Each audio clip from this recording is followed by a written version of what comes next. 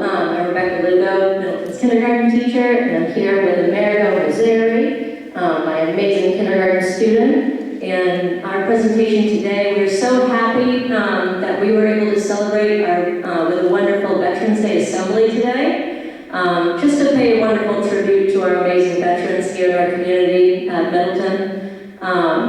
Kindergarten sang a beautiful song to pay tribute to our amazing veterans, especially part of Amerigo's family standing beside him, as well as part of our amazing school board.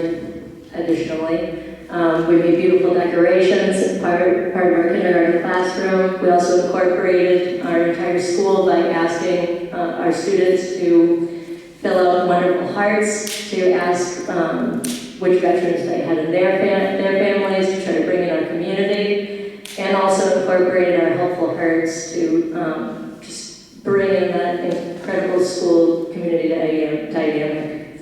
And Amerigo here has come to present our amazing song, so I'd love to give the floor to him. Amerigo, are you ready?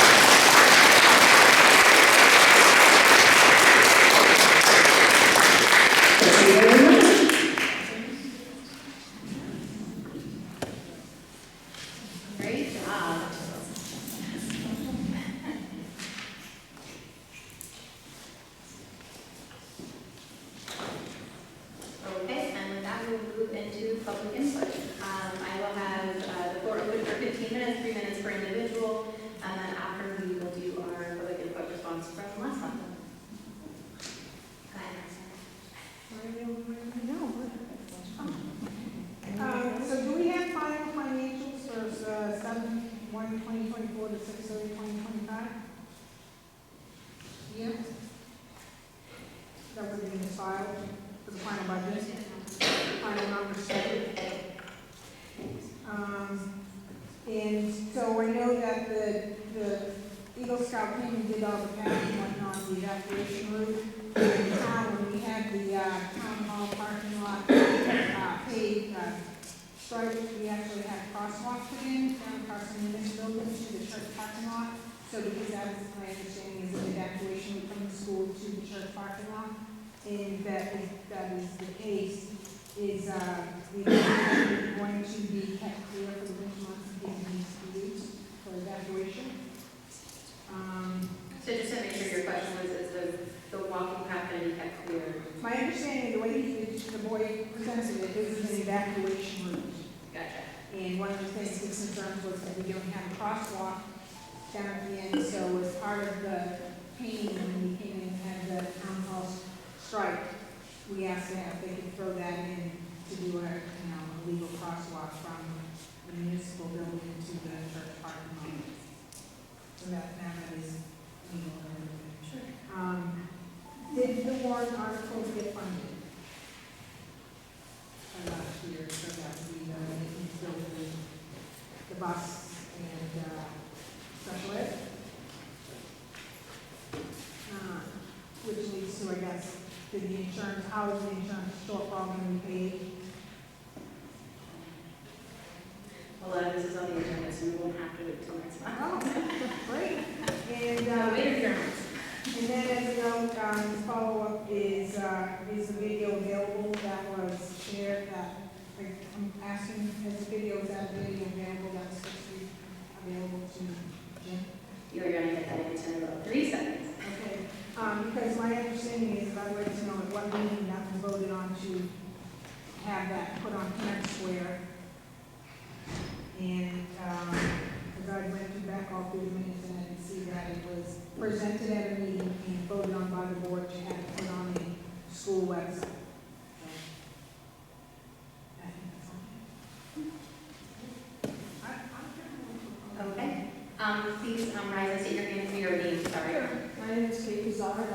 Middleton Conservation Commission, and I represent Middleton and Stratford Regional Planning as a commissioner.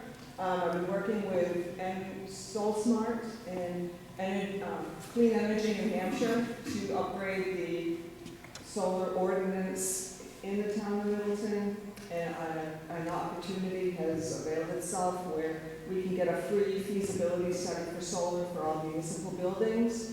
But what I need is one piece of information, and I'd like to add the school to that, is the electricity usage for 1 year, and a copy of the most recent bill, and I'm just wondering, is that possible? And I would see you, Kathy. I go through the board. Oh, yes, okay, that's fine. Would I be able to make an appointment with Kathy and find out, if I can get that? Or if you want to talk, and, you don't have to give me an answer now, obviously. It's fine. What is the timeframe that you need to have what is the timeframe you need to have the information for? Well, I have till the end of the year, Okay. but I would like to get it in ASAP. If obviously. you can make sure we have your email information, I think we can get that to you fairly quickly. Sure.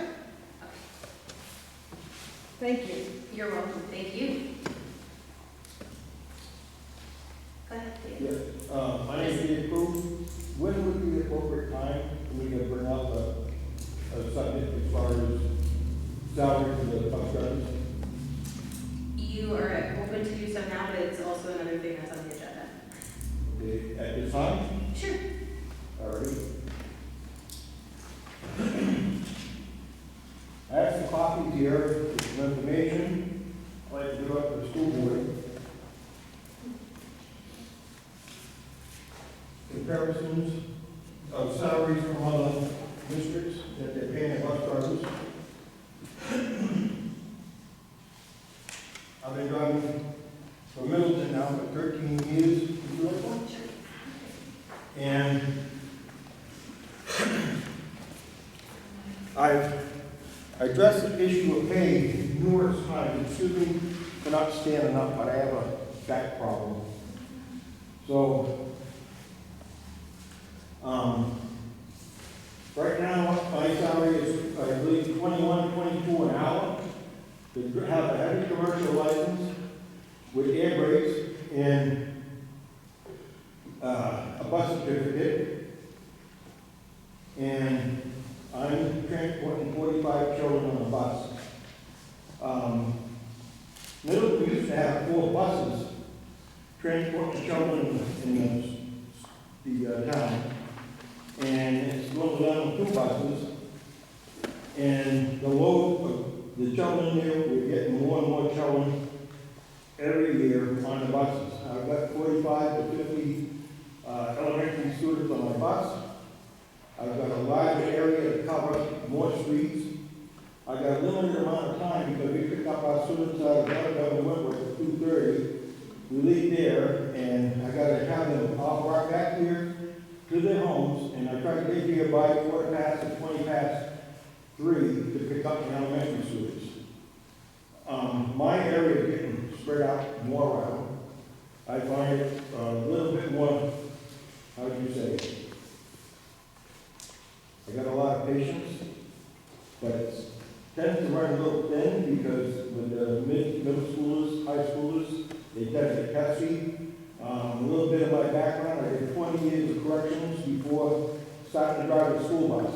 So when I'm behind the wheel of that school bus, I make my kids sit, I make them listen, and I make them behave.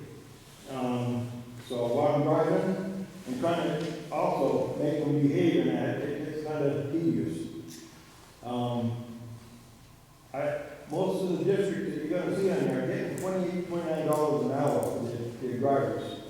The overpay scale that you might see on there, those districts are at that lower pay scale are offering medical, dental, and they're offering, oh gosh, give me a minute, disability. Middleton drivers aren't getting these kind of benefits. They used to get them, but they stopped giving those benefits to the drivers. And they also lowered the pay. Dump truck drivers, they get $29 a start. We got a driver now driving from Middleton. She's done the end of this week. She's She started a new job in Maine, and started to pay, she's getting $26 an hour to drive that bus. One thing got me going on this is, we got brand new drivers coming in with a bus certificate. A bus certificate allows a driver to be able to drive a van with and a small bus with 13 students on it. That's the limit. On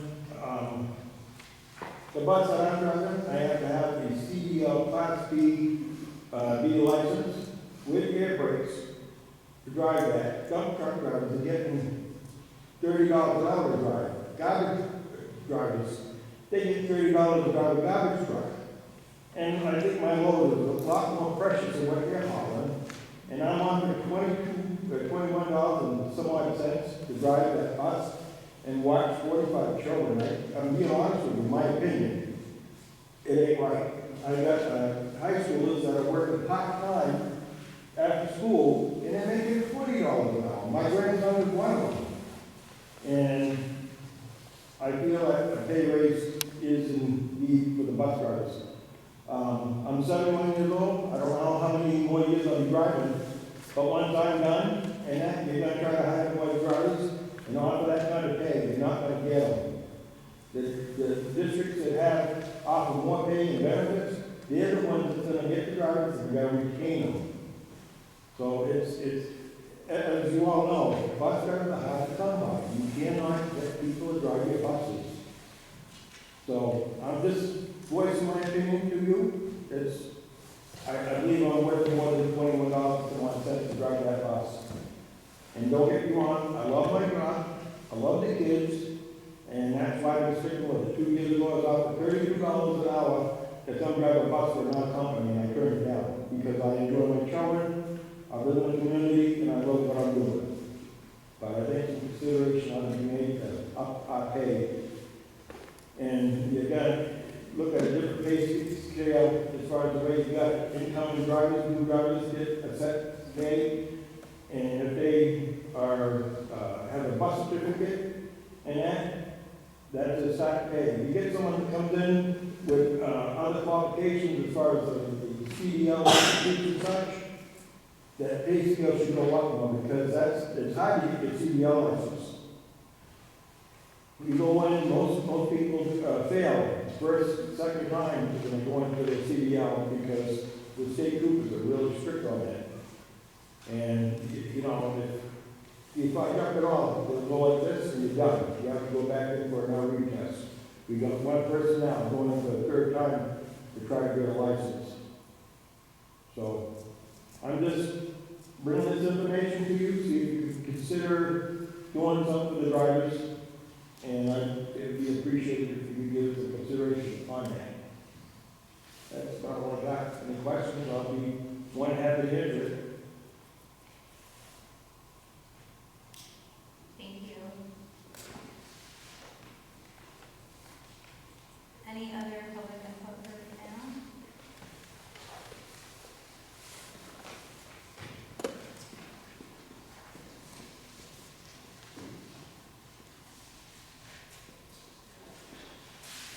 If need be, and I'm not sure how to go about it, but if the one article needs to be put in or whatever, and if that's something that I have to do, I will go that far to address it with the town. And I will go to a town meeting and say everything I just said now, to let the town people know. I know there's a lot of town people I talked to already, and they're in support of seeing the drivers get a raise.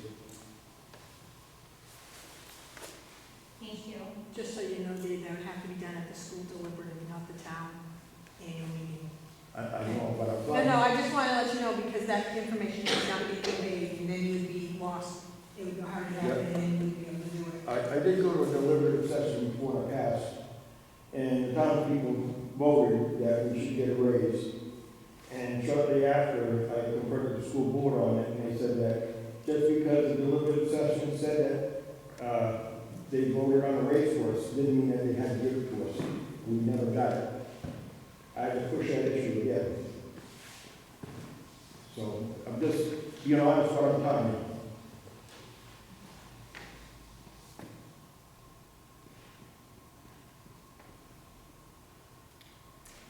have public input for right now?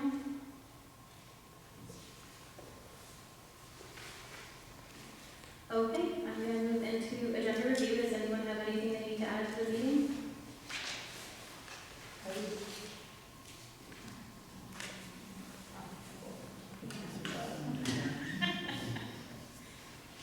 When we go through the policies, I don't know, if we may just take a quick second before we vote to see if there is any public input on any particular policy before we vote on it.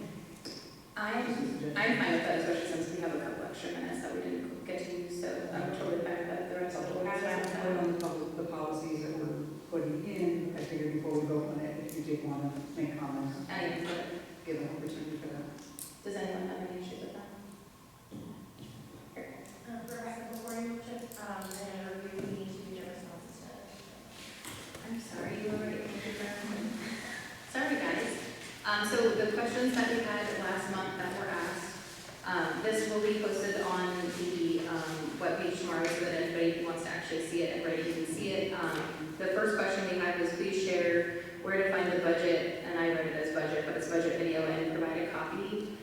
So I put the school board website there, and then once at that homepage, you'll see the options that are there. You're going to click on annual meeting, it will bring you to any budget information. As far as the video itself, it's on the back of the page with the link to the video that was posted, so you can actually review the video itself. The second question we had was did the school board review the video video to approve it before it was sent out? The video was not reviewed in the meeting prior to publishing. In January of 2025, we discussed ways to increase the attendance at deliberative session. The video was sent via email to the board after it was created. Heather had offered to work together with Tim to make a video. It was sent to us. We reviewed it and no one had any concerns. So then it was posted on the Facebook page for Middleton, New Hampshire Reviews and Discussion Forum, and I believe Principal Bronson posted it to ParentSquare. Without the approval of the board. We did not discuss ParentSquare, I don't recall in the meeting, and I didn't see anything in the minutes. But I don't know that that was done by anyone on the board. It was just given to Principal Bronson, and I wasn't aware that it was going there, so I'm not sure if anyone else has any knowledge, but not to my knowledge. The third question was, is the school nurse currently paid per diem? The school nurse is currently an employee of Huggins, and it's through contracted services to provide nursing services. Will the school nurse be employed by the district next year, and what will the salary be? Huggins did notify us that they're not going to be extending their contract to provide nursing services. There's currently work on making a contract for a nurse for the next budget year, and the district is working with the Teachers Association to develop that.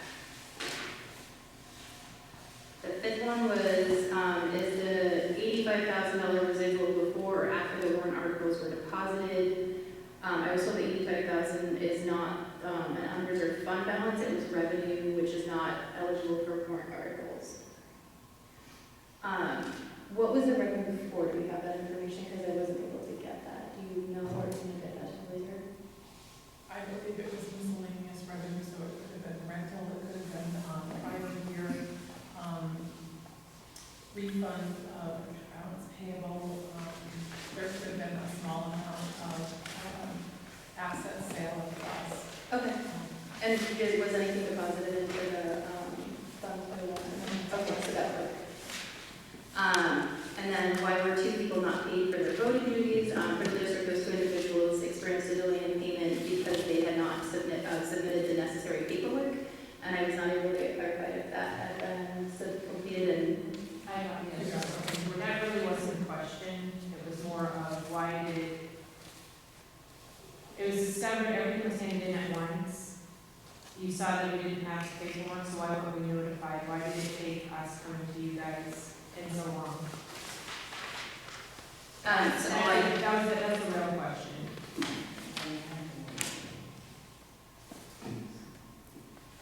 The point of contact was Andrea, who was not responding to the emails that were being sent. That's what I was told the information was. But I think that's our information. But they have to go through the supervisor's checklist for all of that. So they reached out to Andrea several times, but she didn't respond. And then the last was it stated in the video that there was a budget crisis. The video stated that our schools are facing a serious budget crisis, and the video was posted I put the link on there. So if you guys go to the actual document, once it's posted tomorrow, you can actually see it. So can we go back to that, the residual funds left over from the 2024 budget? So that 81,527.82 is not what was not spent out of the budget, that's a different amount? It's not budget, it's not expenditures, it's revenue, it's excess revenue. That, The expenditures were expended. everything, so there was no money to pay more out of it, Correct. that's what I'm, okay. Yes, that Okay, was that's the- ultimately the question. Yeah. Okay. Sorry. Okay, and again, those will be posted on the website if anyone wants to review those answers or have a copy that they can print out. Back to agenda review, other than Heather's request, any other items that need to be added to the agenda? Okay, we'll move into the acceptance of minutes. Have you guys had time to review the September 10th, 2025 Finance Committee meeting minutes?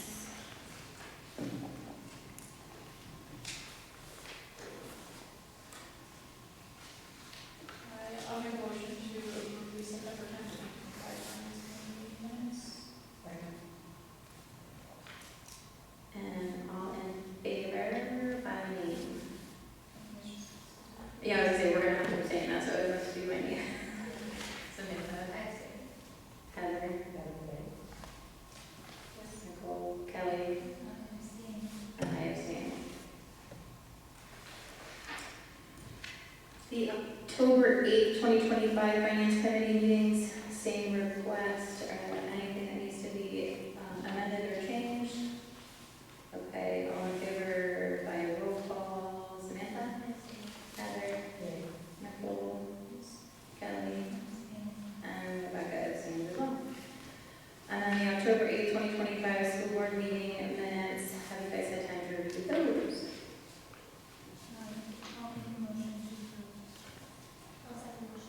All in favor by roll call, Samantha? Heather?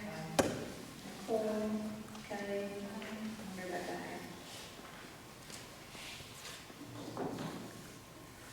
And superintendent to work. Thank you very much. You were a little too happy. Well, I'm very pleased to introduce Danielle Harvey, so we'll set up her presentation. Danny is our new Director of Curriculum, and she's already working with staff on grading, on instructional practices, on assessment, and so this is our annual presentation of statewide and local assessment scores. So I'll hand it over to Danny to present.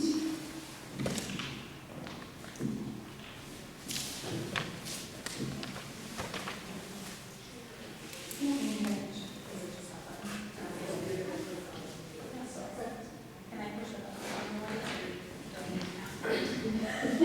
Well, I don't know, like, I apologize, I think I'm gonna end up with my back to you guys as I click the screen, but I will try to turn.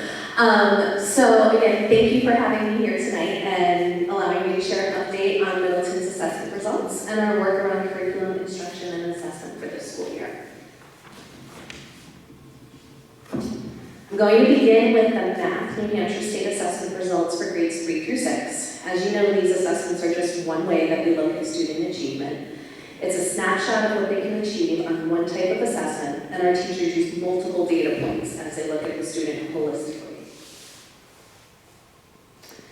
So again, these are the scores from last spring for math, broken down by grade level and the proficiency levels. So red is significantly below proficient, yellow is below proficient, green is proficient, and blue is above proficient.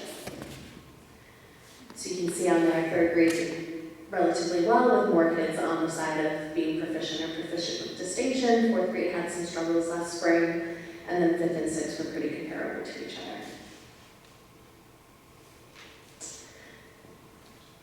In this graph, the state is blue and Middleton is red.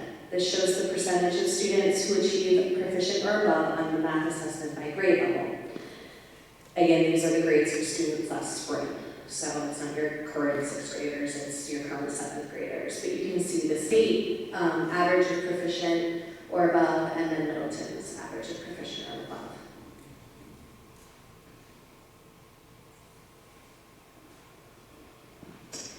In this chart, we compare the achievement of how different groups of students perform at each grade. So students who were in the grade in 2022 are blue, 2023 are orange, 2024 are green, and 2025 is purple. So with the school the size of Middleton, there's often going to be fluctuation in each student cohort since each group's needs are very diverse. One of the ways that I like to look at this is kind of to see how a cohort does over time. So if you look at grade 5 and look at the green, those 5th graders in 2024 were 28% proficient. And then when they go to 6th grade, they would be purple for 2025, and they went up to 33 proficient. So you can see not only that grade piece, but you can follow the cohort and see increases in proficiency that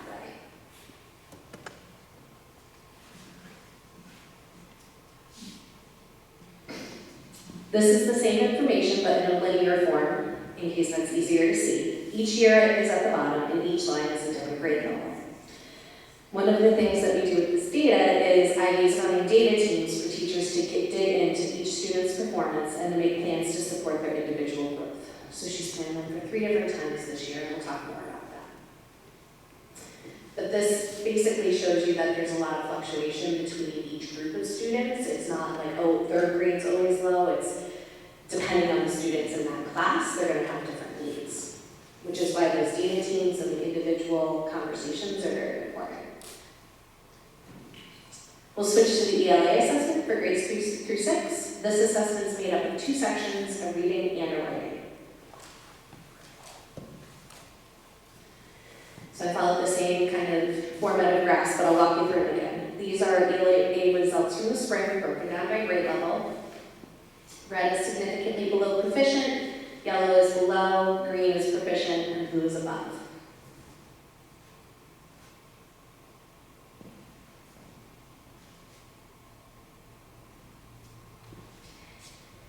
In this graph, the state is blue and Middleton is red. This shows the percentage of students who achieve proficient or above by grade level. So you can see that 3rd and 4th grade have low proficiency. 5th grade is close to the state average, and 6th grade had strong growth when they took it as 5th graders. So even though they're a little below the state average, I did want to call out that when I looked at them historically, they actually grew in their proficiency there.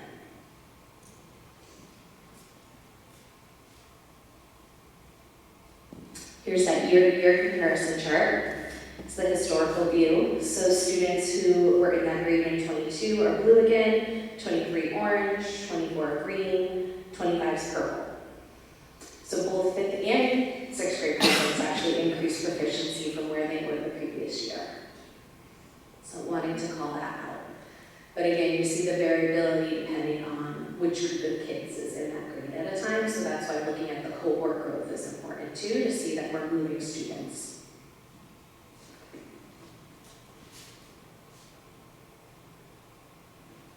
Same information, but the linear format.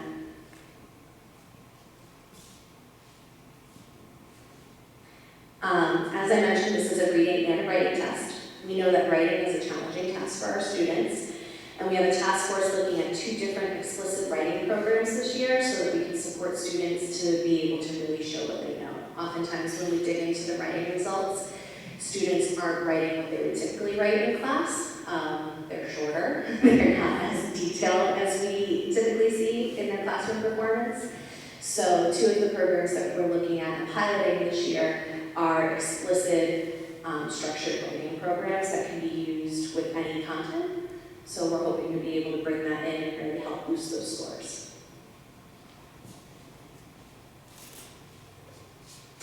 Next, we'll briefly look at the science assessment, which is only given at 5th grade.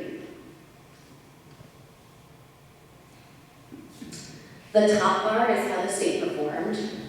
The bottom is Middleton. Red is significantly below proficient, yellow is below, green is proficient, and blue is above.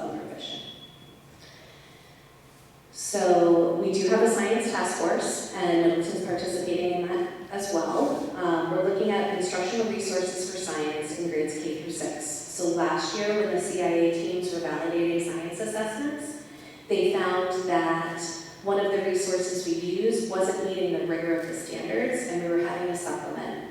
So we're adjusting our assessments to really make sure we're meeting the standard and the expectation, but we're also working with the task force to see if there's a better resource for us to use so that teachers don't have to do so much adjustment.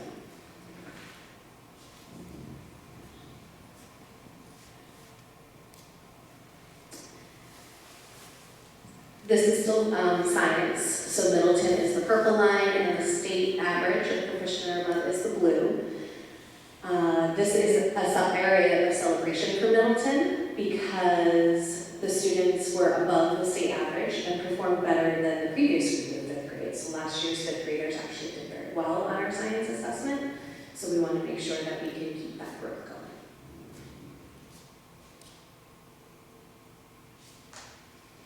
Up next is ExactPath. Our district uses ExactPath for remediation and skill building. I'll be showing you this data, but a reminder that ExactPath is not the same as the SAS test. Dr. Hills has previously used the analogy of building blocks for ExactPath. ExactPath assesses the skills students know, which they need to have in order to do the application of skills that they're asked to do on that New Hampshire state assessment. Last year, ExactPath testing was required in the fall and the winter. The fall test gives teachers an understanding of where their incoming students are after the summer, and the platform uses the students' individual results to create a personalized learning path, providing targeted support and practice in each student's specific skill weaknesses. The winter testing updates those learning paths based on any new learning and helps teachers know if they're on track in terms of instruction. Because spring is so busy with the SAS and the Acadians reading benchmarking, we didn't want to over-test students and take more time away from instruction, so it was given to some students if it was useful for their individual plan, but it wasn't required of everyone, so I'm not going to report out on any spring data.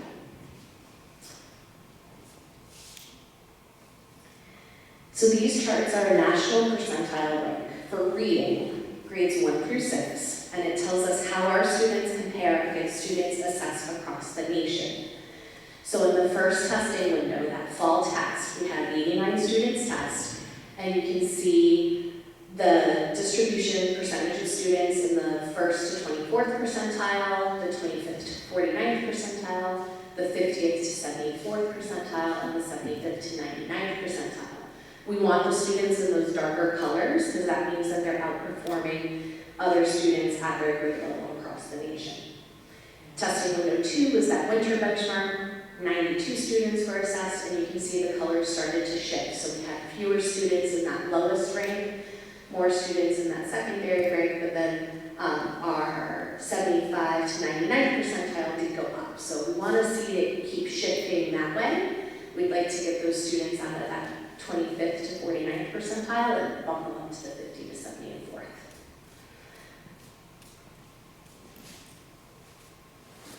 Here's that data from math. So this one's a little bit more cleaner in terms of seeing that skill building. You see the first two columns are high in the fall testing window, but in that winter testing window, they're lower, and then we've got more students in the 50th or the 75th percentiles.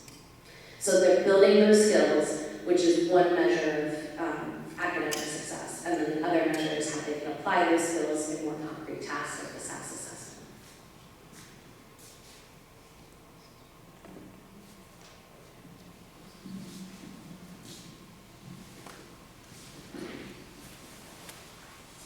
All right, before I wrap up, I wanted to share another data point that teachers are using to support student learning. In addition to ExactPath, we also have a tool called Acadians. The Acadians Reading Composite Score is a quick overall indicator of whether a student is on track with essential literacy skills.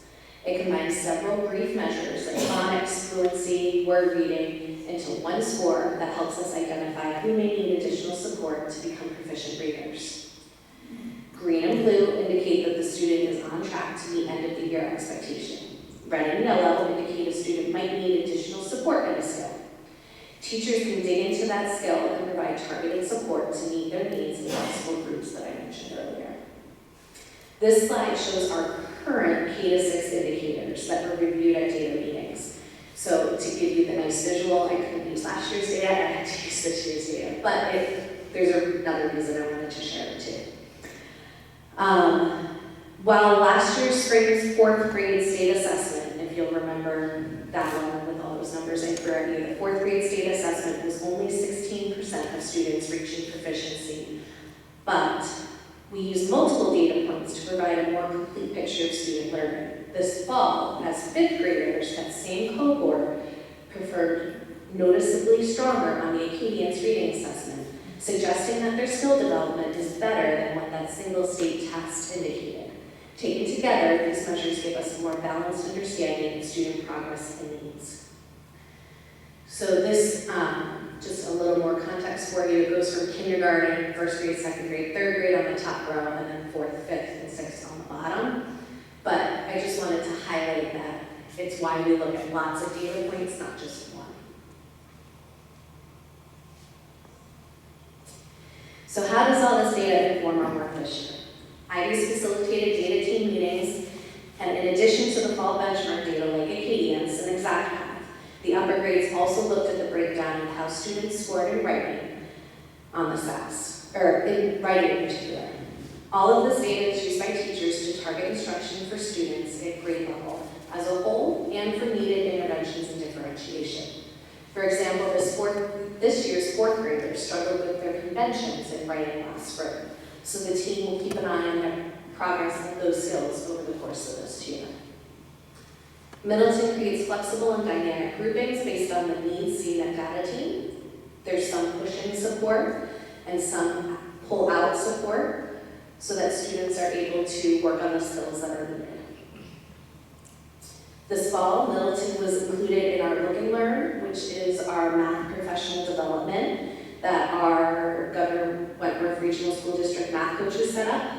Teachers were able to go and observe another teacher during a math lesson, and they often hosted a teacher during one of their math lessons.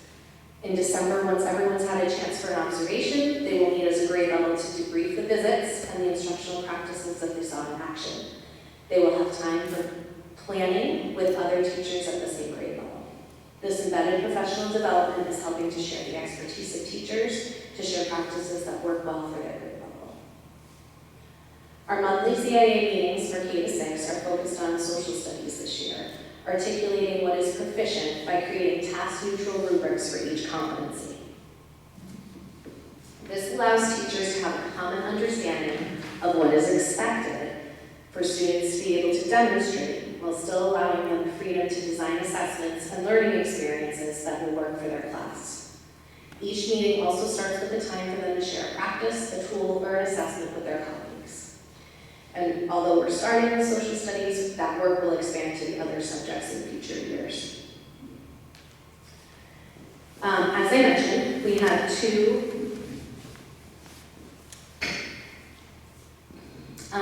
task forces currently going on, the Science Task Force and the Writing Task Force. The Writing Task Force is piloting 2 different writing programs, and we are also looking at pulling together a language arts task force for grades 3 through 6. So K-2 is very strong with their work in IMSE, and those students haven't reached 3rd grade yet, so we're not seeing that in the state assessment results. But we want to look at how we can increase and build that work that we have at the K-2 level into 3 to 6 for comprehension and continued word and language development. So now that students are readers, how do we help them with their comprehension? And that is it.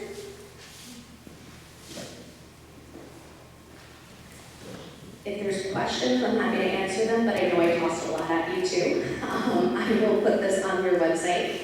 I will get the slides up so that you can also look at it, but I wanted to make sure I oriented you to it tonight.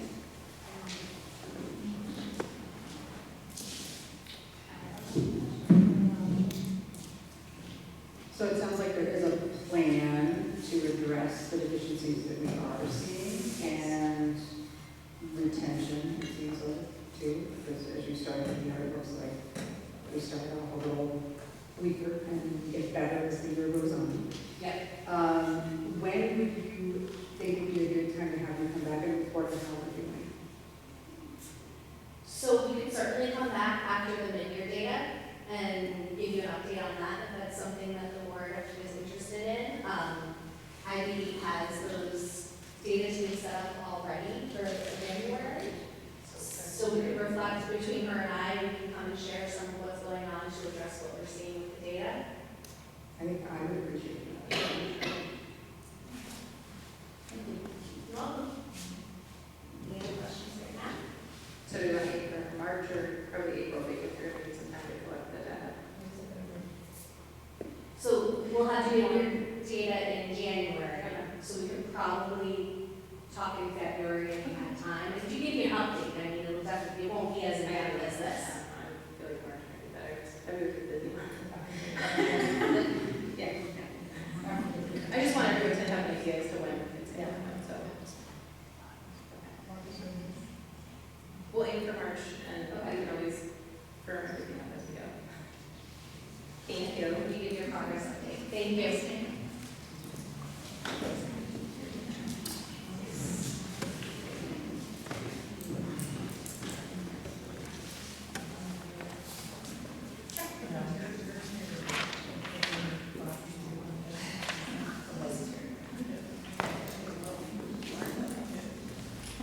You're very kind. Now that the spotlight is off me, it's all right. Thank you so much, Jane, for that presentation. We look forward to more information. And that's our annual presentation, comes at this board meeting every year. So next I'll hand it over to Ivy for the Middleton Elementary School update. Thank you, and hello everyone. October and early November have been very busy at MES.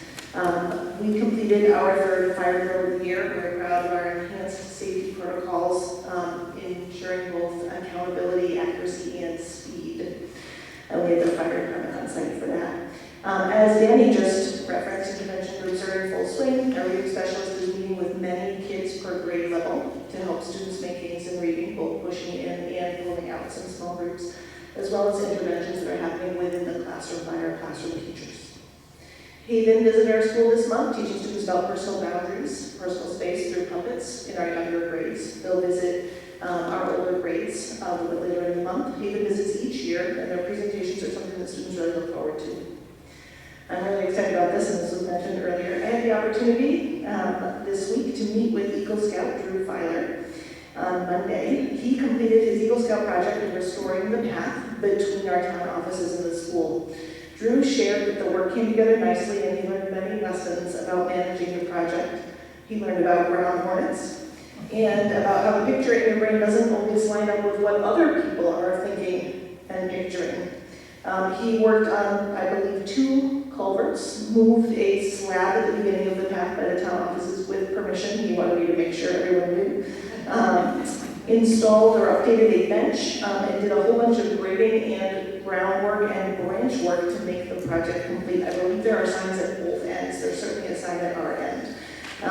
His project came in under budget, and thanks to many of those donations that he solicited, and he donated, as he is required to with his Eagle Scout project, the extra funds back to us to maintain that trail. So we'll be earmarking that for upkeep and maintenance. We are so thankful that he had a chance to do this project, so thank you, school board, for approving it. I will be sending out a photo of him by the trail in our next newsletter, so hopefully that can get shared around so people can see what great work he did. We also kicked off our Helpful Herds this month with students in grades 5 and 6 with a 2.5 or better being eligible to join our herds. These are kind of an internal student leadership position where kids find ways to be helpful throughout the school. And you heard from Mrs. Lugo about how the herds had a hand in our Veterans Day assembly today. As you heard from her, this might have been our first Veterans Day assembly at Middleton Elementary School, and it was led by our kindergarten class. That was today. You heard from the teacher and a wonderful song earlier in the evening. We're hopeful to continue to grow this assembly, involve more students, and involve more community members as the years go on. So we are so thankful to Mrs. Lugo, her class, and to our Helpful Herds. We also just completed our conferences. It was wonderful to have families in the building to check in on student progress. And I want to shout out and thank our Alpaca Pals PTA for coordinating lunch for our teachers this year. That was a real treat for them to be able to have a meal ready for them during the long days of conferences. And then I think this is my final piece, and I'm sorry this was so long. I would like to mention that we have the Alpaca Pals PTA meeting on Wednesday here at NES at 5:30. We're looking forward to our first dance of the year, more information coming soon, and our collaborative Christmas time event. Our school concert's also coming up just after our next school board meeting, and we're very excited for all of these events. And thank you all. Thank you so much. A little report means many wonderful things going on, so thank you. Okay, next, school calendar. So just an update for the board regarding the 2026-2027 school calendar. We hope to bring it early to you this month. However, we have information that the buildings will be needed for 3 days next year for voting, and the first of which is September 8th. That is the Tuesday after Labor Day. So we need to take a look at that again. We had to, typically we bring it to Governor Wentworth, and then we bring Middleton's the next week, so that you can make decisions based on where your 7 through 12 are going. So we have to go back to them and then come to you. So we'll be doing that in December, trying to work around the first day of voting next year. So thank you for your patience with that. And then the next item on the agenda is the school care assessment. As we have mentioned before, the school care assessment is an assessment for a number of districts in the risk pool to recoup their reserve funds. So we have shared with you that as of the end of the fiscal year, June 30th, 2025, we had a revenue balance of $81,527. Revenue of $81,527.82. So this amount represents an overage of revenue. None of this represents the unspent amount of the operating budget. So our recommendation is to use revenue in order to, we have permission from the commissioner. She gave permission to school districts to use whether it's unreserved fund balance or revenue from the previous year. So our recommendation would be to use revenue to pay, I believe it's $69,000 for the school care assessment. So we would take any questions and ask for your action. So by using that money, we're not doing anything that's going to impact the tax status for the sheriff, wouldn't increase taxes for the residents. It would be taking out of the money that we earned with revenue from other things. That's right. Okay. I mean, I'll make the motion. Do I have a second? or did you guys make something? Okay. All in favor? Aye. We have to. Thank you. No, I just, it saves us having to put it in the budget. Exactly. Which is, And we get a reduced amount because we're paying it off, we don't pay any interest. right, we don't have the interest in that. I think the revenue is important, right? There would be interest if you put it off. After January. 100% each month from June to June. Perfect. Thank you. And then lastly, in this section are the financial reports for the past month. And those are included for you if you have any questions for us. We want to highlight those now.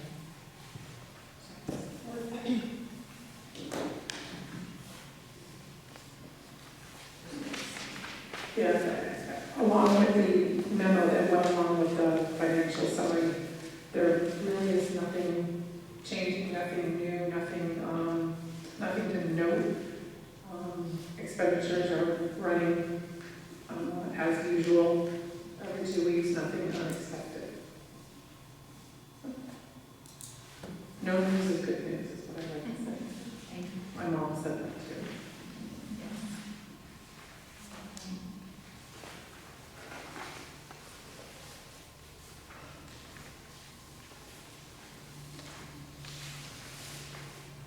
Any questions for Kathy? Okay, thank you. That's the end of the superintendent report.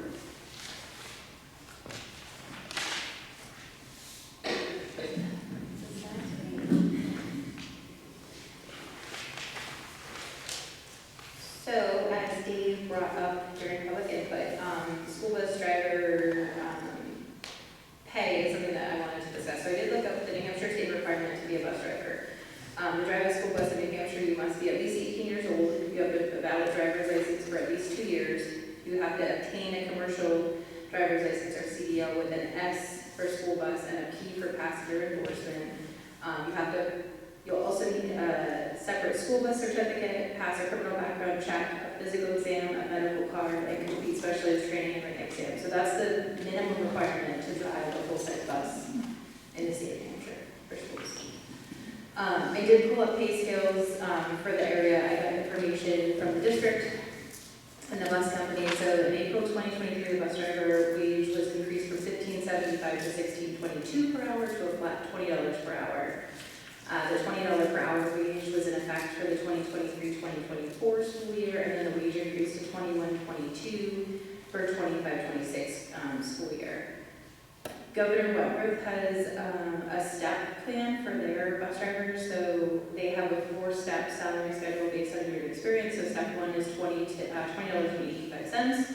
Step 2 is $21.35. Step 3 is $21.85, and then step 4 is $22.35.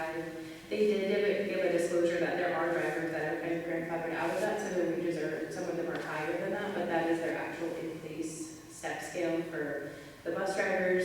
And then I kind of went through the area and pulled a few, there's a few local towns, Wakefield and Milton, and Barnstead, I think, that don't actually have their own buses. They hire companies that do that.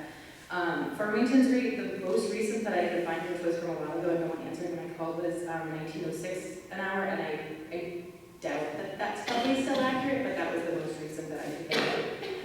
Milton is contracted with Butler's Bus Service, and their rate they said was $24. Wakefield was $26 to $29, and they're contracted with First Student. And I believe Rochester used First Student as well, and they had the same bus rates. And then Barnstead, it said it was 24, and they were part-time contracted with Butler's as well. So I do think it seems like there's some of a discrepancy with the local wages, and I do think it might be a good idea, especially where we're part of another district that's doing a step scale, to maybe contemplate setting up the step scale for a bus driver so that those that do have more experience are making a little bit more than someone who's just coming out of the gate. And my proposal would be to change the rates of just the full-size bus drivers for right now. I think it seems like we're pretty competitive for the ones that are driving the vans. The Governor Wentworth bus drivers, or is that part of a collective bargaining agreement? Okay, so that's where the steps came from there, so we would be looking to do this outside of the bargaining structure? Yes. Okay, just want to make sure I understood. From what I understand, I think they had this step program before they did their bargaining agreement. They did not, they had a 0 to 3 zeros. Okay, that's correct. That is correct. I apologize. I think it would make sense, rather than us setting what needs to happen, to sit down with the bus drivers, and like we could have a subcommittee that talks about what they're looking for, and kind of identifying the needs and come up with a plan. How can we do? Because my concern is the try to get it into this year's budget. Yeah, and the proposal we had would have increased the hourly rate to what?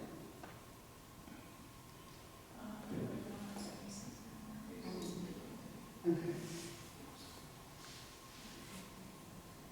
So your thought process to do the 3% for this year, and then work towards setting up a steps plan I with. don't have, yeah, I'm trying to chart a course forward. I think lots of business.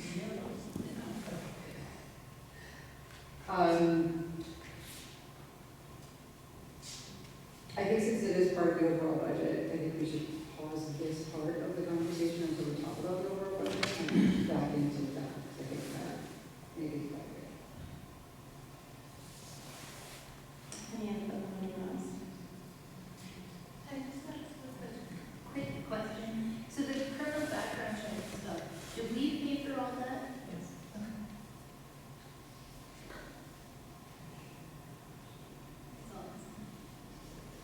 Anything else? So it sounds like we are looking to make a subcommittee, so we would need to vote to make that committee. We have to talk about budgeting or looking at the proposals. So we have to wait to make a committee for that? That's what I'm thinking, we'll just assign it.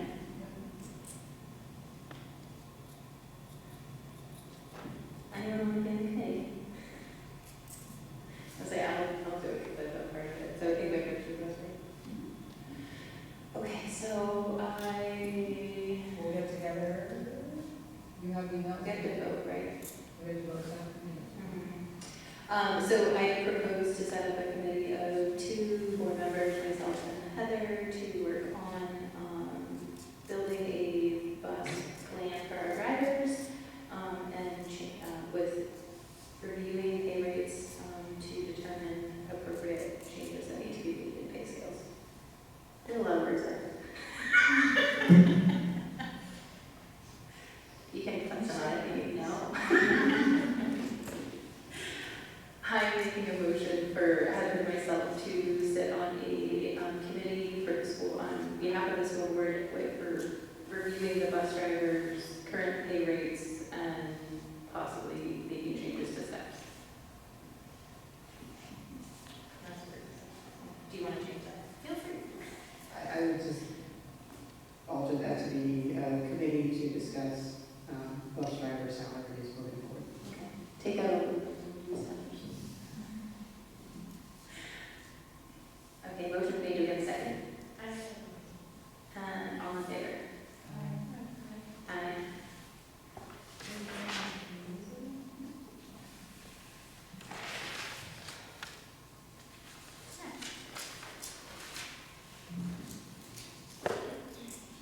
The Academic Affairs Committee.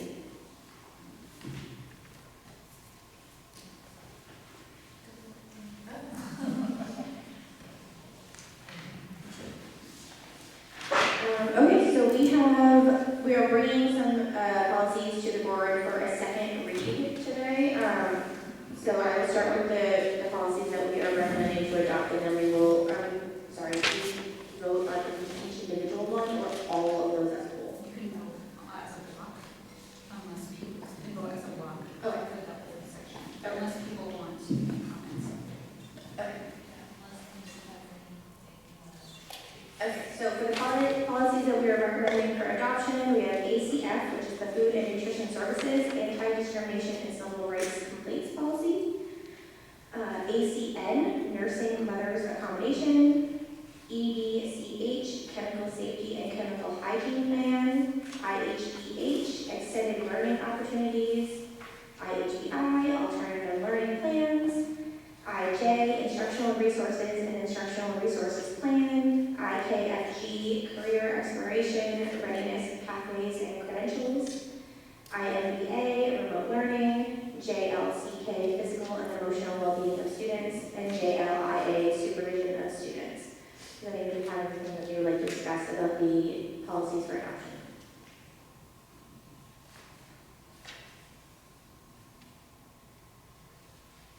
If not, does anybody in the public have any comments about any of the policies if you've had a chance to read them? We weren't provided them, so we didn't have a chance. They are all available online. Available on. Were there changes made to the current, I'm just asking if there were changes. Yes. Most of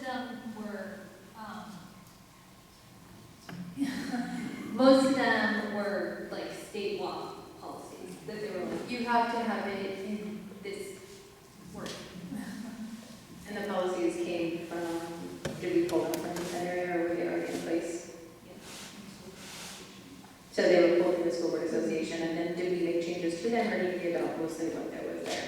We had questions about some of the policies, just, how irrelevant that they are to the elementary school students. There were some date recommendations, but nothing.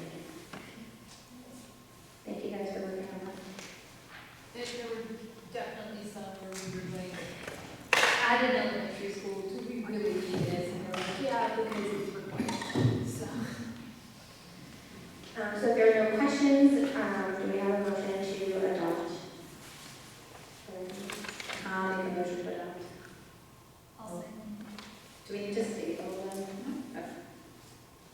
All in favor? The next set of policies for second read are the ones that we're recommending to reaffirm. So we have ACAA, harassment and sexual harassment of students, ACAB, harassment and sexual harassment of school employees. Does anyone have any comments about any of those? Anybody in the public have any comments? If there are no questions, does anybody want to make a motion to approve? I'll make a motion to approve. All in favor? One with all words.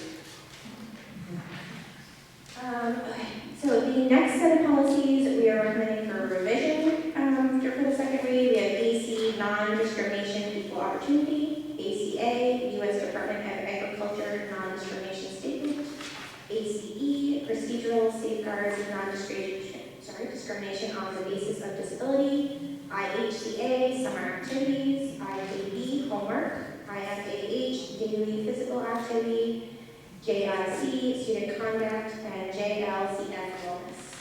Does anybody have any questions about those? Anybody from the public? Okay, Were any changes made to those policies from what was presented to us? I have to look at my notes, but I don't think so. Okay. I will make a motion. All in favor? And then, so last thing, we reviewed another set of policies today that we will bring to the December 10th meeting for a first read. Thank you guys very much. Next, the finance committee update. Did you get the vote on the second set of recommendations? Yeah, there were 3 sets. Yes. Okay. Yes, thank you.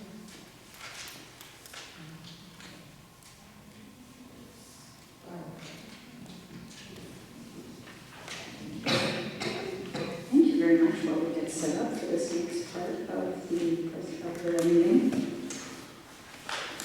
So this is the Finance Committee update. Heather and Nicole are on that committee.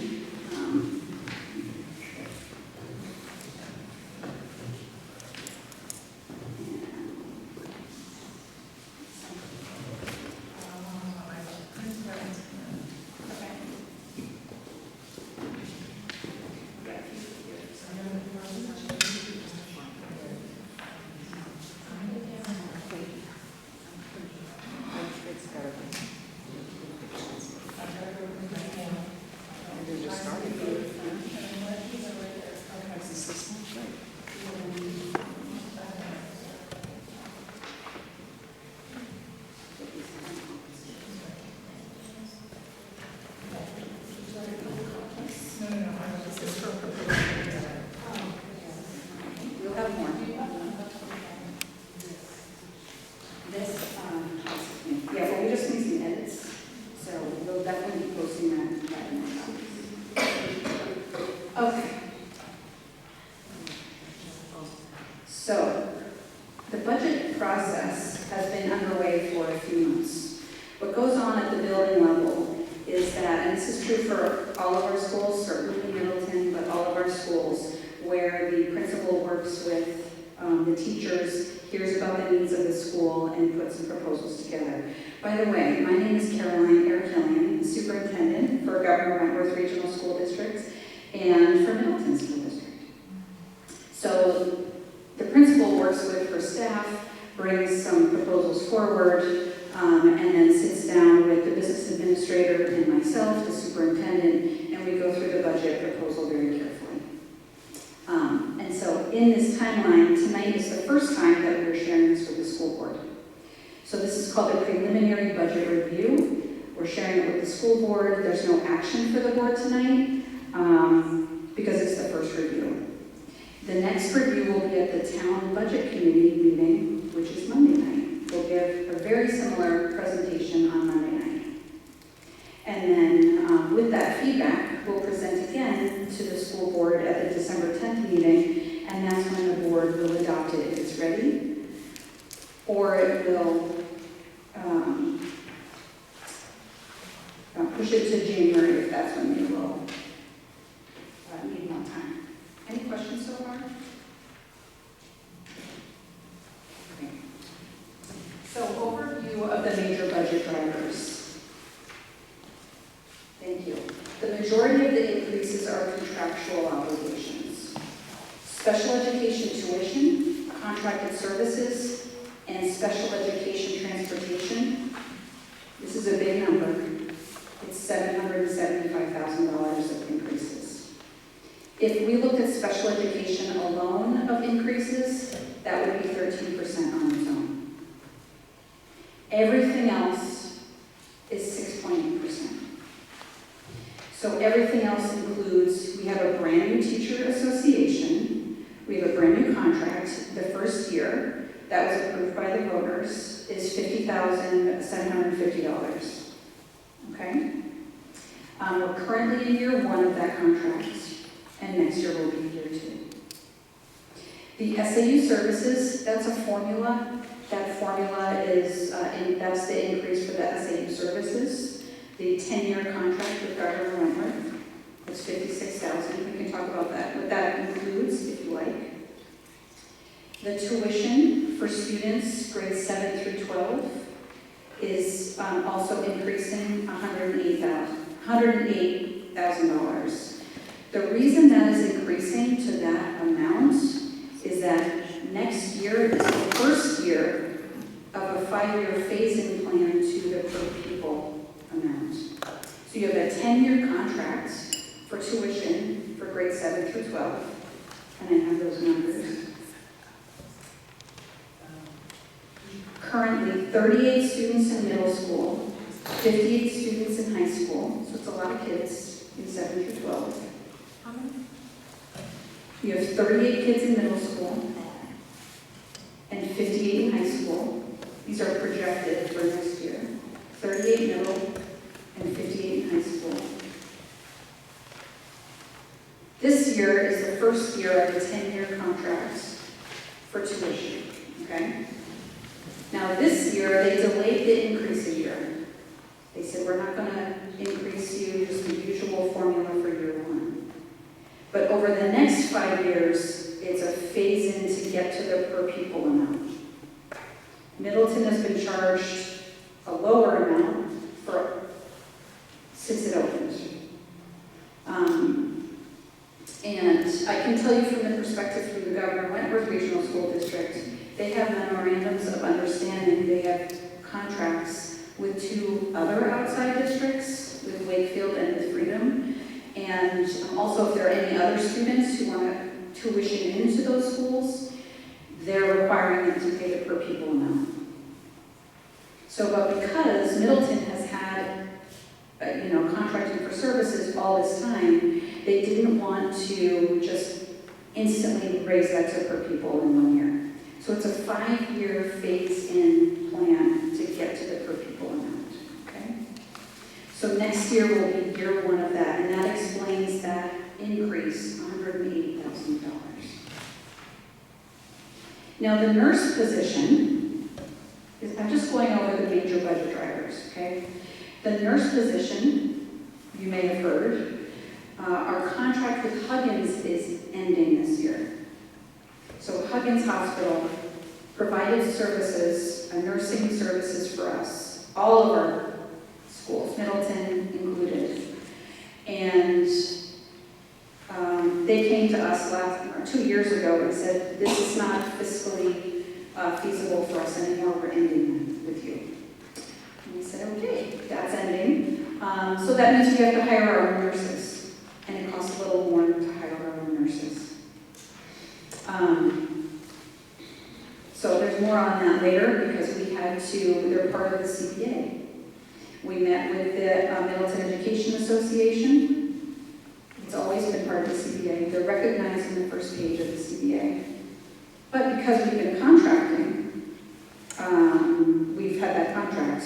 But since that's ending, now we have to get a nurse and it's part of the CBA. There's an addendum in the CBA on the very last page that says both parties will meet in the fall of 2025, which happened last week, and the board will discuss that in non-public. to decide on what the new salary should be. We have estimated, so this isn't confirmed yet, but we have estimated that it will be an increase of $38,000. That would be in a separate warrant article. But that's pending, depending on the board's decision. Is that increase primarily because of benefits? I would say so, yes. Yep. Health insurance, good segue. The health insurance school care, it's actually not 17%, that's actually in those documents that you have, because we were just informed yesterday by school care the increase is 9.4%. So that is very good news. Okay, moving right along. Wage overview. So you'll see in that document, if you wanted to follow along, there are the subtotal at the bottom, when you see it in all caps, that is on the actual finance page. That is the end of the category. So the all caps is the subtotal for that category. The first category is regular programs, regular education. So what is included in here? It's all the teachers' wages and the substitutes. This section also includes the 7 through 12 tuition. Now, there are wages in different parts of this document. The paras, technology, custodial, and bus drivers, they're in later sections. Okay? Food service is not in this document because it's self-sustaining. It's one site supervisor and one assistant. Non-union staff and paras, we included a 3.3% increase in this document. But that does not need to be the final increase. That's up to the school board. Okay? And that 3.3 is what? 3.3 is cost of living estimated for this region. So where did that come from? From The last meeting, we asked for CPI? we asked for two figures at the last meeting. Yeah. So they put the higher figure to go back to us. But where did the 3.3 come from? Is that the CPI of the Northeast? Yes, it's for the regional. Yes. Yes, thank you. Okay, so let's get more specific. Function 1100, regular programs, is on page 1. As I mentioned, it covers teacher and substitute wages and benefits. Where it says tuition regular, that's the year 1 of a 5-year phasing plan toward per pupil cost of Governor Wentworth. For students grade 7 through 12, 38 middle, 58 high. The increase is $108,271.04 based on student projection next year. So our student, This is on page 1. so our student count currently for the high school is, I believe, 17 more. So if we're dropping down, our projection is dropping down to 58. Our tuition is that much higher this year? That would be that? You're phasing in per pupil. That's what I'm asking. Yes. You're phasing in per pupil over 5 years. What will we be per pupil? Well, in 5 years, that would be something I don't know now, but the per pupil now, we can look at that.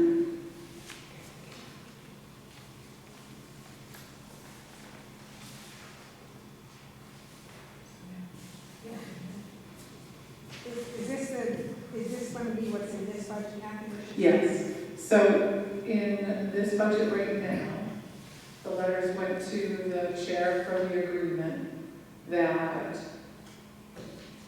I'll just read straight from it.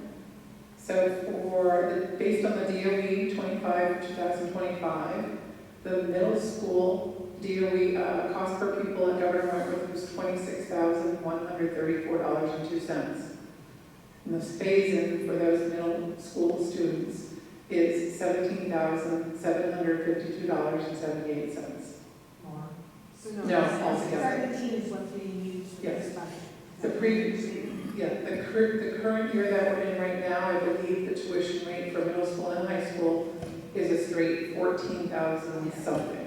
So it's an increase of a few $1,000s. The cost per pupil for the Kingswood Regional High School students, based on the DOE 25 from this past year, is $25,421.01. So that makes the phase-in for the high school students for Middleton $17,574.53. Those are the tuition rates for the middle school and high school for Middleton next year.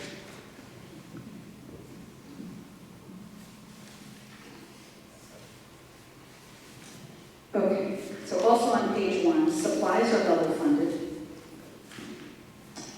Workbooks, slight increase, half funded this year. And increase in replacement furniture by $2,000 to stay on our chair replacement cycle. Okay, let's talk about special education. It's function 1200. This is on page 2.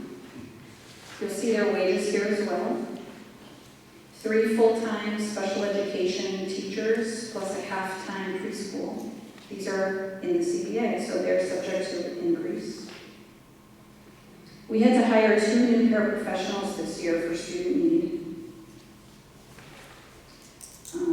So paraprofessionals are all in special education. Contracted and professional services include speech and language, occupational therapy, physical therapy, behavioral, and support. You'll see 2 other lines, tuition-LEAs and tuition private. These have increased due to an increase in services needed for students at the middle and high school, as well as an increase in out-of-district placements.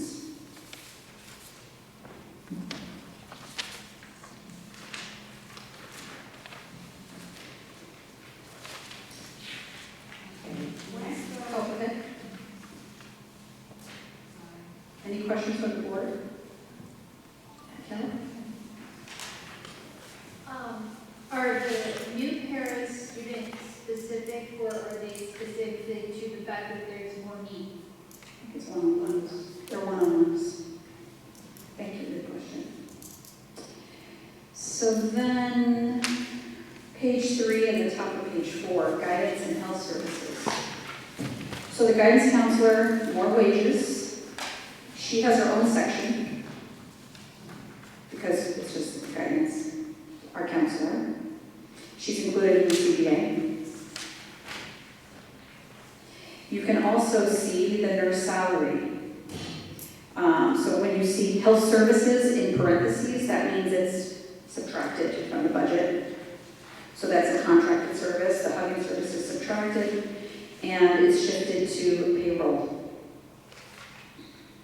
Transition to in-house nurse management, and the increase will need to be in a separate warrant article. So, although there is an increase, we're decreasing by that Huggins contract. Next is improvement of instruction. This is page 4 and top of page 5. Again, the section, the subtotal is actually at the bottom of the section in all caps. So the staff development you see there for $11,000, that's the professional development that was approved in the teacher's contract. There's $8,000 as part of the principal's contract. And there's $0 in travel because that is not part of the teacher's contract. You'll also see, as far as wages, the top of page 5, that's a new section for educational media services. That is the part-time library media specialist that we're required to have. And in the CBA. Just stop me if anybody has questions. My goal here tonight. I do have a question. The media specialist is not currently filled, correct? It's not currently filled. So the insurance and wages is estimated how? It's estimated on a half-time teacher. Family plan, not Family and both family plan for health and dental to show the maximum liability for hiring a teacher. And it'd be the same for the nurse salary? Correct. Thank you. Thank you. I thought the media specials was a second position. Yes, half-time. So if they're half-time, how come you're getting health insurance at that half-time doesn't get benefits? Teachers and the CPA do. They pay half of it if they choose to They're take paying it. more than full-time teachers. They pay half the premium. Premium, if they choose to take it, yes. The other half, then they pay a portion that's identified in the CPA.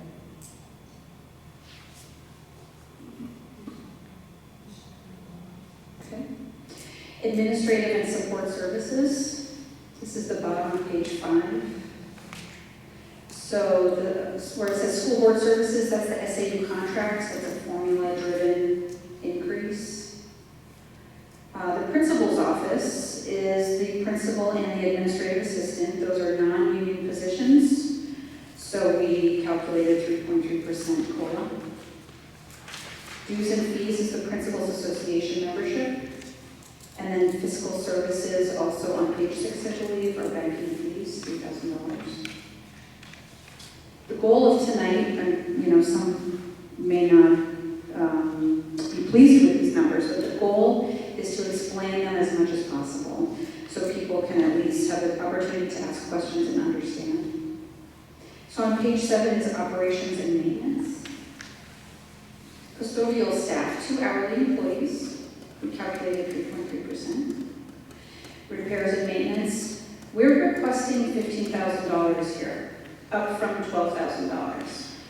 This building is experiencing some wear and tear. I can share that, so this year we budgeted $12,000 and we've already spent $10,400, and it's only November.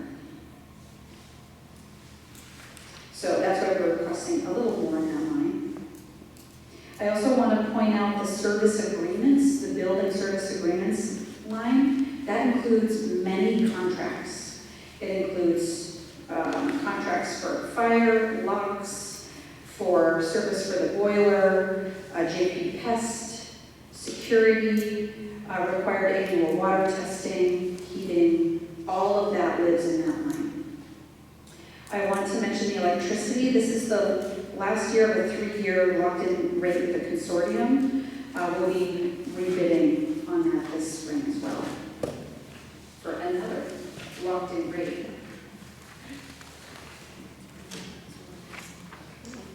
Next is transportation and technology. It's on page 8. More wages. Regular transportation, 3 bus drivers. We calculated a 3.3% increase, but the committee may, decide what they'd like to do.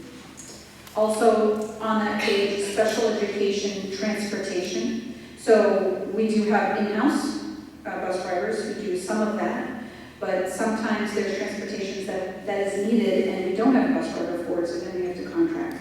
Sometimes Middleton can contract with Governor Wentworth, and that's a better rate than going all the way out to contract. But sometimes we have to contract with private companies as well. Also on that page is technology services. We are requesting a small increase there so that we can have access to our technology staff during the summer. Custodians, technology do so much work over the summer to reprogram, to network, to upgrade our services. So that is next. Debt service. So you'll see on the next page, bond redemption, paid annually to the New Hampshire Municipal Bond Bank.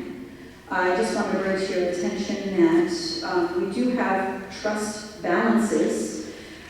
We prefer not to come to the board to request a hearing to dip into these balances. However, in a default budget, that is a higher likelihood. So I did want to provide you with that information.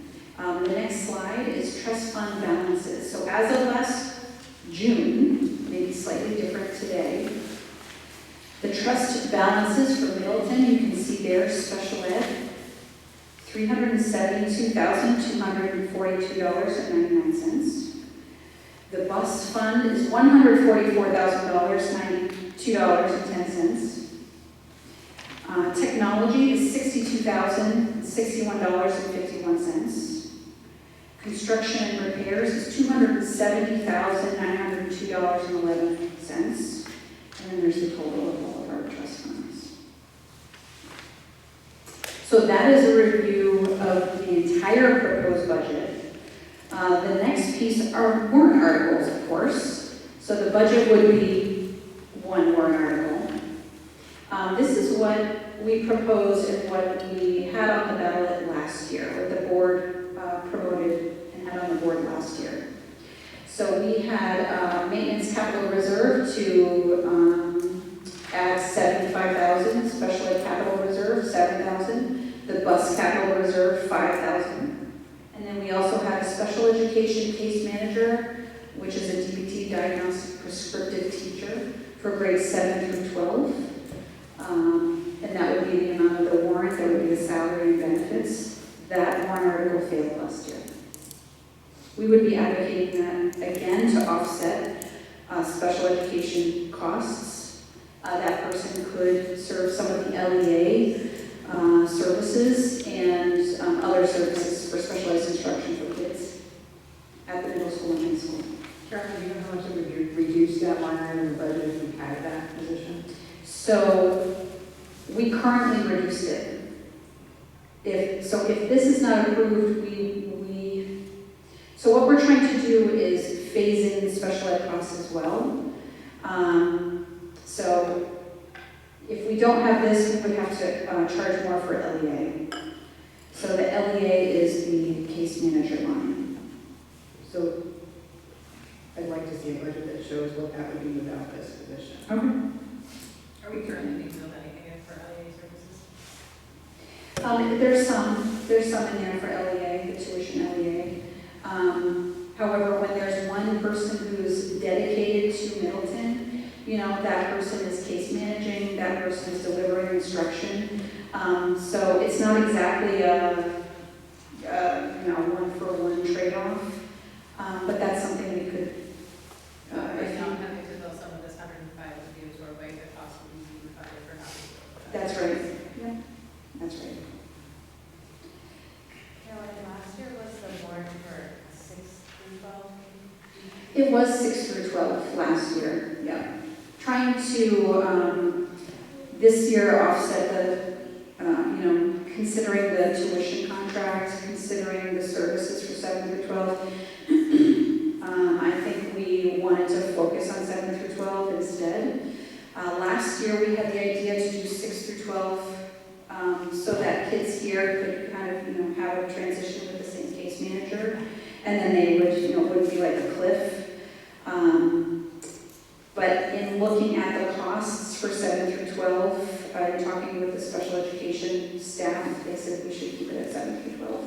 But it's still an assignment, it's up for discussion. If the numbers changed a little bit, they could look at that. So the 105 was special ed case manager for 7 through 12. This is to help because of the tuition grading that we're going up to. So basically, when we get to full tuition, is that job going to be eliminated? We are no longer going to have to pay that? That doesn't what it sounds like. It kind of sounds like at the end of 5 years, we're going to be paying full tuition plus that position. They're billing for the special education services separately, so they're not including it in that per pupil tuition rate. No, but at the end of the 5 years, we're going to pay full tuition plus the billing for that. Because my understanding is, from what you're saying, is because we're grading up, so we're not paying full tuition each year.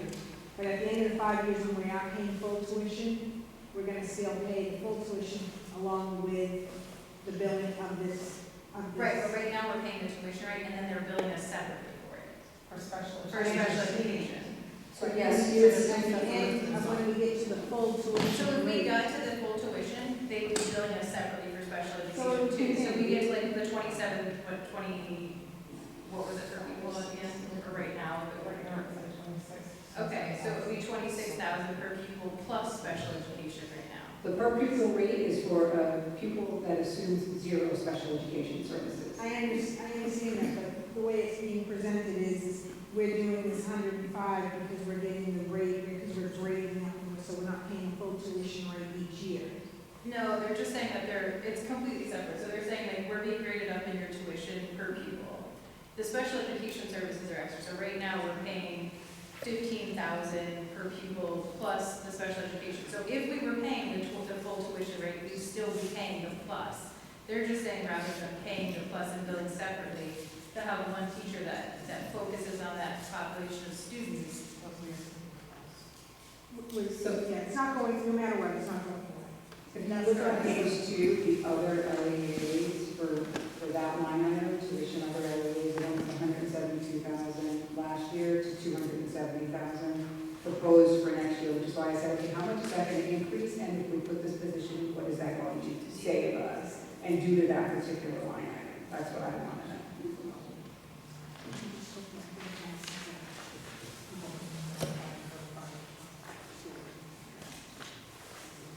Any other questions? I would like to discuss the special education program because I would encourage us to include the sixth grade only because it helped in that bridge to going to middle school. So the budget and the warrant articles, that's certainly something for the board to discuss. We'll be bringing this to the budget committee Monday night. And then, so more opportunity to discuss. And then in December, we can review this again and the board can then vote on how you want to move forward. Any other questions? So, Kate, the superintendent services that we pay for, it is a percentage of Kingswood's budget, correct? No.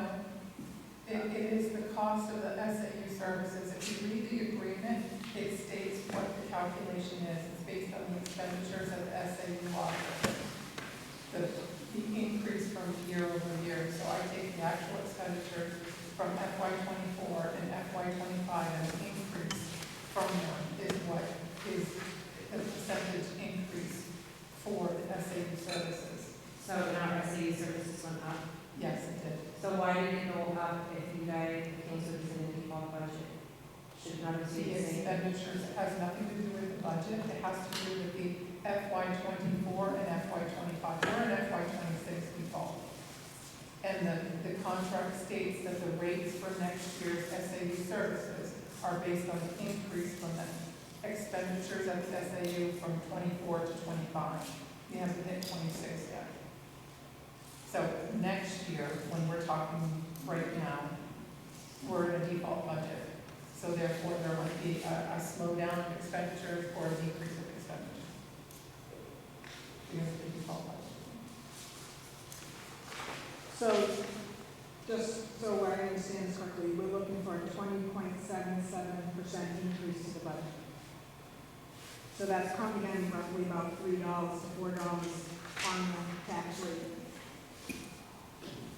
I think it's important to note that a large majority of that, over 13% of that, is special education costs, which are completely out of our control. And we have a capital reserve fund that we could probably potentially pull from it to kind of help offset that for the increase maybe over the next year or two. I'm just saying, which is why that money was built up in there so that we would have that. And I guess the question I have is, we were just all blindsided by special education? This just all happened this year? If you look at the legal line item for special education from last year, it did go up significantly and went extremely over budget. It went up, why? The legal line went up because. Well, legal line, but that's not special education. Well, first, yeah, So especially. there's a legal special education item. So legal services, placement, transportation can be $500 to $600 a day. The costs I was just in a meeting today with legislators and superintendents around the Lakes region talking about the increase in special education costs. And all the superintendents were talking about that. They were trying to tell us, oh, it's something else, what are you trying to do with the schools? You're hiring too many people. That is not the reason for the costs that have increased around the state. it is a special education cost. So there's no regulation or cap on special education transportation. Contracted services companies around the state, they increase by 5% every year at a minimum. And, we're not in a populated area where we have a lot to shop from.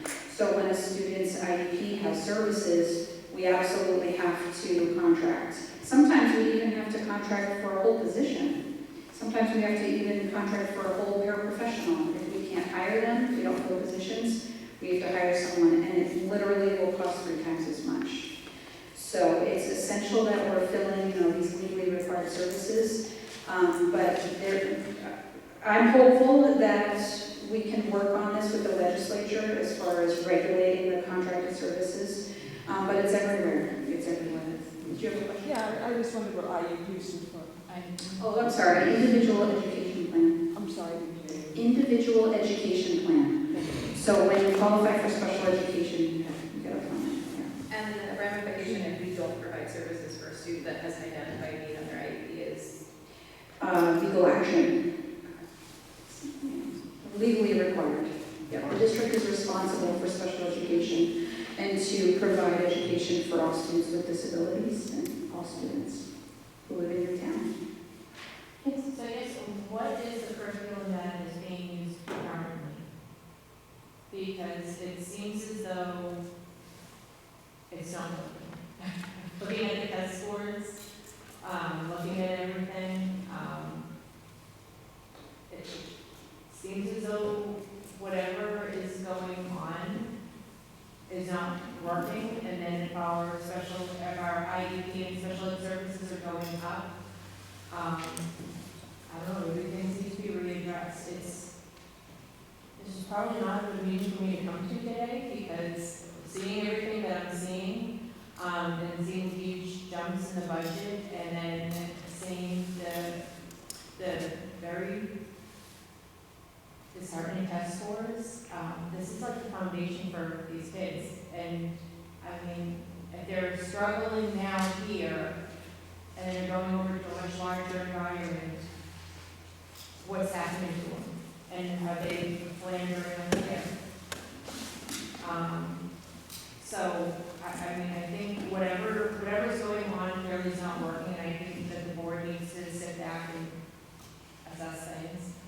Also, all of the contracted lines, how many bids have gone out, and have you reassessed and rebid with everybody to renegotiate, because you gotta find the money somewhere, and you can't kill the taxpayers. That's something we can bring to the budget committee on Monday. As a budget committee member, I would recommend that you go back, and I would like to see at least 3 bids for everything. The total line of the contract services is what, 11,000? No, I'm not talking about this. No, I'm talking about, your electricity. Well, that's a fixed line because it's a contracted line. The snowplow guy, that's a contract of however much. It's all of those little things, they add up quite a bit, especially when it's just easy to say, oh yeah, we like your snowplowing services, we'll keep you another year, even though they might go up 15%, versus going and putting it out to bid. And I really do believe that when you put everything back out to bid every year, the people that you have, they need to stay competitive and not stay comfortable, because it's easy for them to just say, well, they've been with us for 10 years, they're not gonna go anywhere, they like us. What is our current practice when we're having contracts that are coming to an end? So the consortium for we had 2 different electric companies. I think you might remember when Scott Ferguson was on the board, and the board was presented both electric consortium bids. They went with, so there was 2 for 3 years. They went with the lower bid. Snow plowing, we go out to bid, and we bid it for 3 years because it takes time and effort to go out to bid, and obviously the snow plow companies want some stability too. And I'm pleased to say that the gentleman that lives here in town has gotten the bid 2 times in a row for a 3-year contract, Sebastian Septic, because he does plowing in the wintertime. the summertime stuff.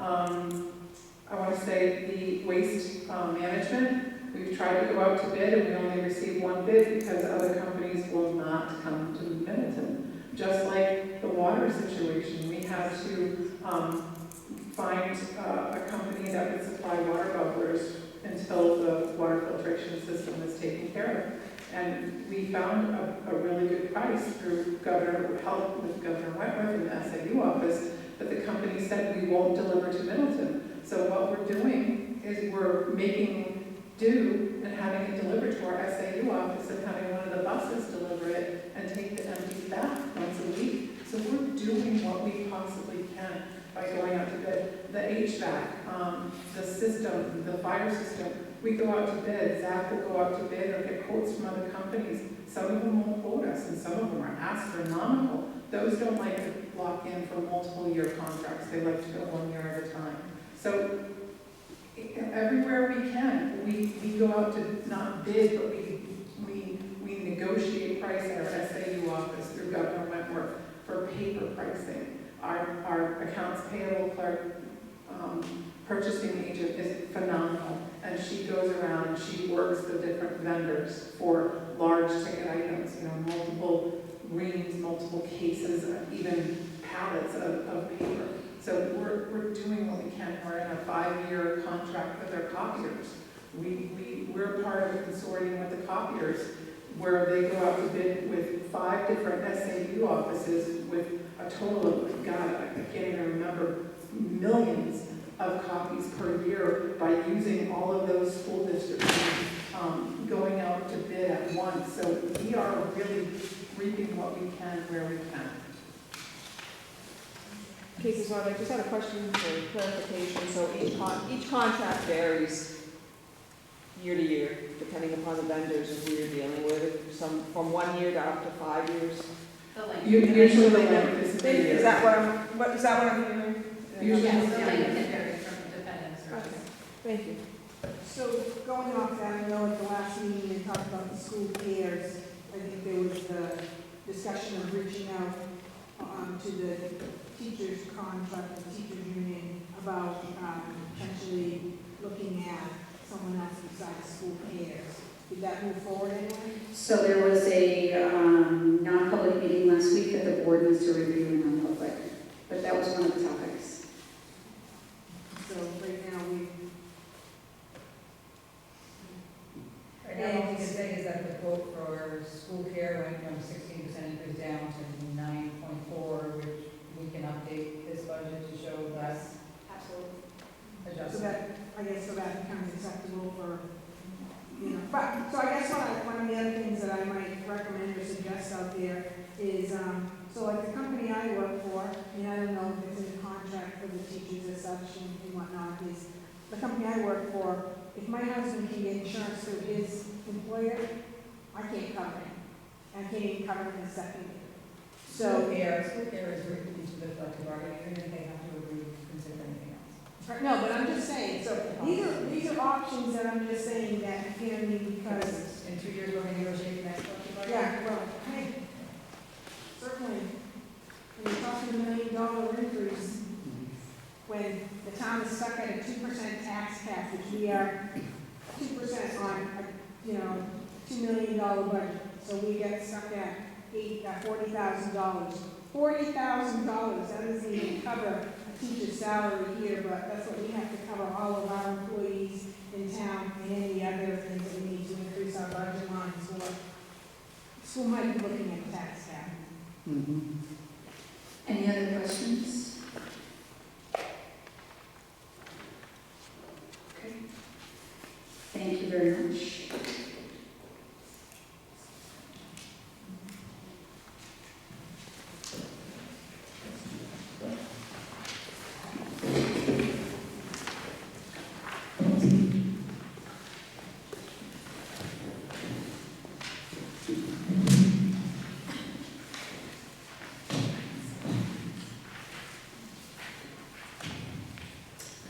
Okay, and then next is our community relations update.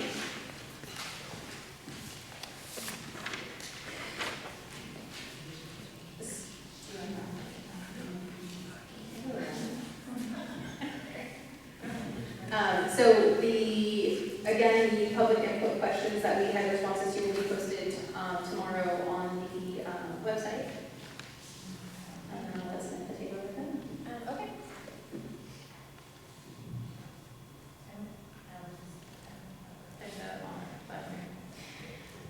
So we did make some changes to the school board site as well as the Middleton Elementary School site. So when you visit the Middleton Elementary School site, you're going to see at the top menu bar, it says school board. You go through it, there's a little drop down minutes, a couple other things I can't quite remember off the top of my head, but it will take you to the school board site directly. So easy to find the school board site, hopefully. And then in addition to that, we just made some minor adjustments to the website so far. We've added the school board collective email to the address section, so it's easy to find for everybody instead of kind of, hunt down individuals. You can, email one email and get all of us, so that whoever is available first can get back to you. In addition to that, if anybody does have any suggestions, because I've heard that it is difficult to navigate the school board site, please feel free to email or contact us, and we're happy to, try to figure out what we can do to make it better. Thank you. Perfect. And then moving into closing activities, advanced planning. So, upcoming dates, no school for Thanksgiving recess, November 26th through 28th. The Finance Committee, and I think just the Finance Committee, will be meeting at 5 o'clock prior to the next school board meeting at 6 o'clock on December 10th. And then the Middleton Elementary School holiday concert on the 11th at 6 p.m. And we'll move into public input again for 15 minutes.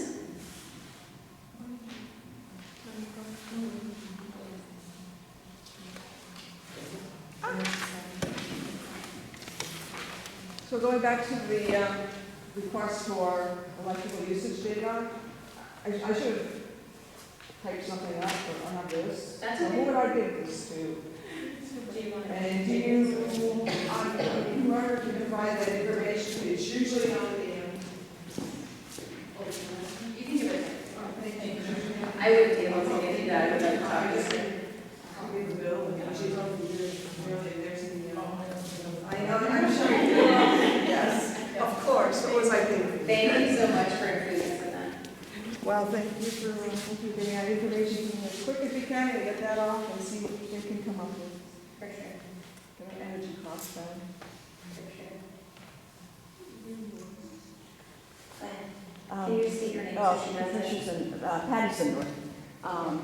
With the, I think I passed the information on to Heather with the adoption thing that you guys have here, school board meeting budget adoption. Are you gonna do the first Students Act, where you have to do 7 days before this post some of these graphs on cost per student the last 10 years? And is that gonna be available so people can see it here, they can see it online, they can see it at the town? It's very strict, the legislation on that. So whatever it states, it's very strict legislation. What can only be on that. So it's going to cause a lot of questions, that's for sure, because, but it's legislation. But yes, it's very strict on 11 by Okay, 14. but your mandatory report, you have to be Yes. posted at least 3 appropriate places? Yep. Okay, it will Absolutely. Yep, be, we've got, will we've it got be before this adoption date you guys have here? 7 days? 7 days before the All right, adoption, which is and we'll be able December. to find it somewhere? The 3 places that is required here, we can certainly discuss where those 3 places are. But yeah, town hall. Because most of the people in this town don't, well, we can't maneuver through the school website. I'd like to see it on the town website where most people look at. I have no control over the town, so if it gets placed on the town by, us giving it to the town, then I would certainly hope so. But the town, it shouldn't be town hall, the school, and so the town is separate. Yeah, when we, it was Old Town Hall, and regular Town Hall, and then here, the 3 places posted, and then on our Facebook pages. Okay. But on our website too. At our website. Yeah. Okay. Any other public input, Christine?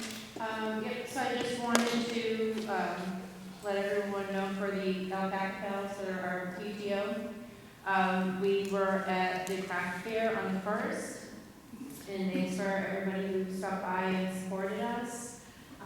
We did pretty well for sale, so we still have lots of Christmas ornaments, and we have, I think, a Christmas tree left, and we have some other items.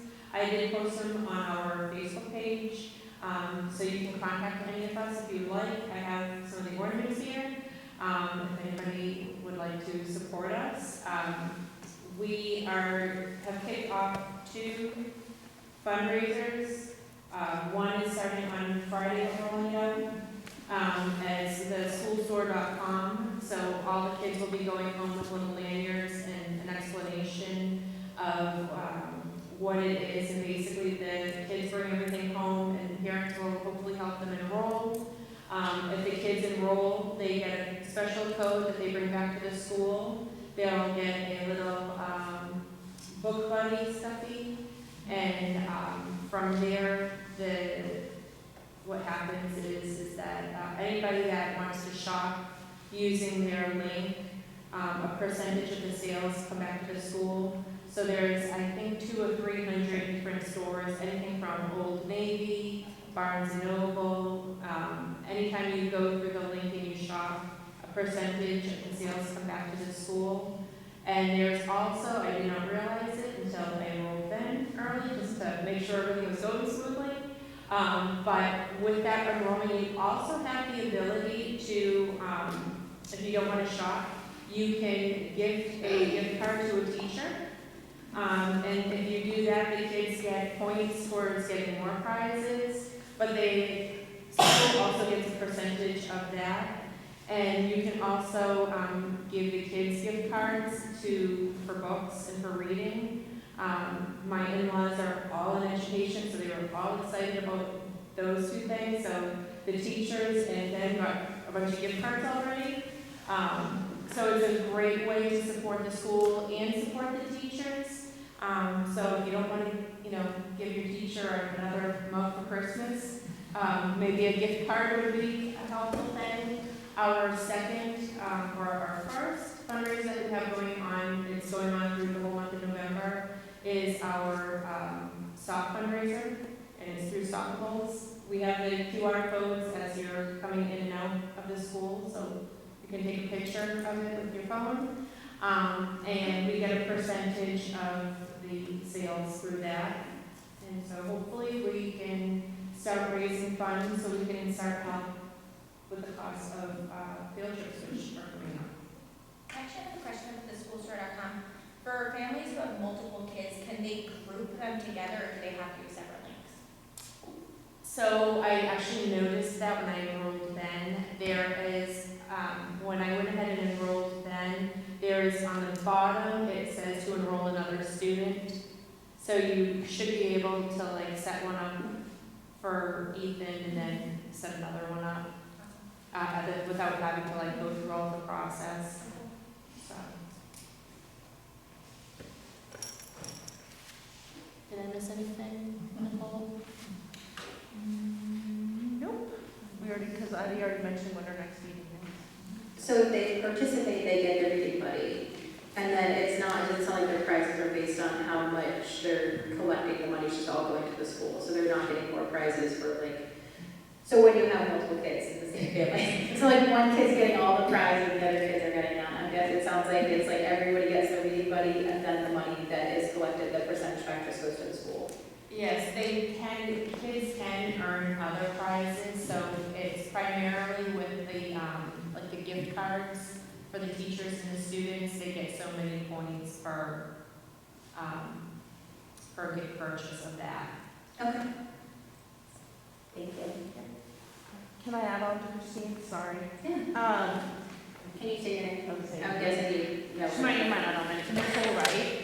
I'm with the Alpaca Pals as well. Christine, you said that I missed something. Yes, and I said that afterwards.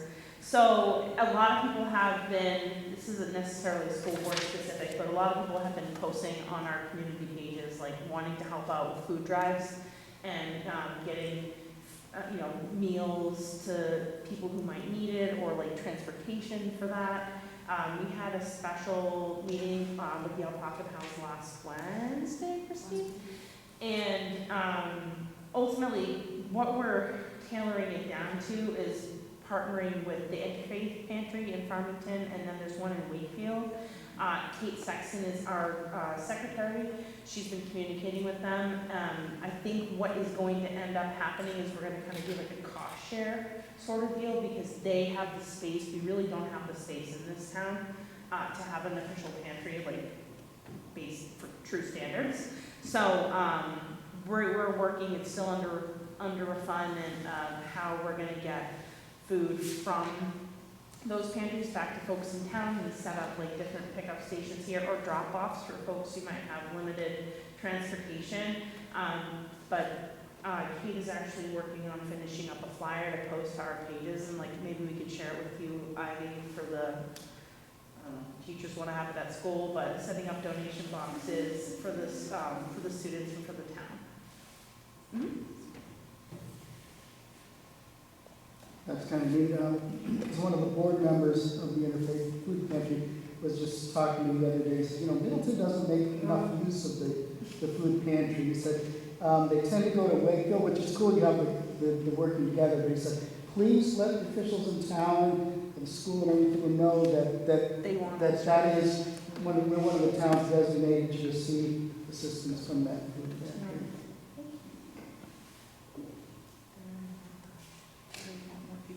That's awesome. Any other public input?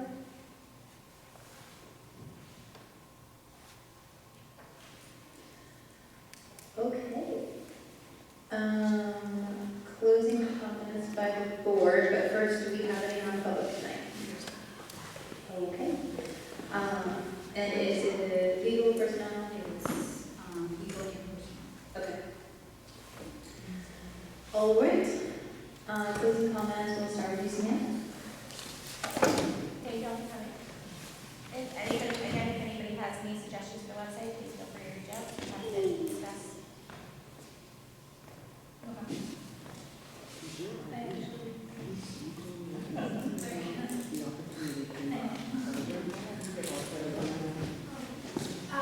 Christine, I have the soft thing open on my iPad already. You said till the end of November, right? Yep. Okay. Also, I wanted to, I know that Barry left, but I wanted to say that the Veterans Program is really, really nice today. And the kindergartner that came and sat here all by himself, like, A+. I know, like, give him a shout out or something, because that was really awesome. Also, my girls both commented on how the math specialist came to their classroom and like watched their teacher, they taught, their teacher taught. My girls do not always tell me about stuff that's going on, so the fact that both of them specifically mentioned about the math coaches and their teacher, I just wanted to note that was clearly a big deal in 6th grade. Also, we talked a bunch about papers, so I feel bad, but Kathy, is there any chance that you could print out the presentation that was about the test scores for me? Thank you. And there was a lot of information at that meeting, and I have to wrap my head around all of it between the test scores and the budget and everything, but I just wanted to know that I am going to be wrapping my head around all of it, so. I don't know. Okay. Thank you, like everyone else, well, others said, to the kindergarten. It was an amazing presentation. It was super cute, especially because it sounds like they are a military family, so super impactful. So his name is Americo, his sister is Liberty, and mom is Freedom. I love that. Definitely. Yeah. He's the veteran who collected them all. guys for making that a priority and to make such a big deal out of that this year. I come from a long line of military and was a military brat, so I think that's hugely important, and it is a family sacrifice. It is not just the veteran. There is an impact on the entire family, so I think that's huge to celebrate them. So thank you for that. Thank you to all of the subcommittees that have been working so diligently, and for Samantha for doing, she is doing most of the amendments to the website, so I give her credit on all of that, and she's working diligently. We hear you guys, and we know that you are struggling with getting access to information, and we are trying as diligently as we can to make it as easy as possible so that you guys have the data you need and you don't feel like you're not getting access to what you need. So we appreciate all the feedback you've given us and appreciate all the feedback to come so that we can make it easier to get you guys what you need. And lastly, I am not going to be able to be at the board meeting next month, so unfortunately, Kelly will be standing in to lead. Unfortunately, I have a family commitment that I can't miss, so I apologize for that. But we'll see you guys in January.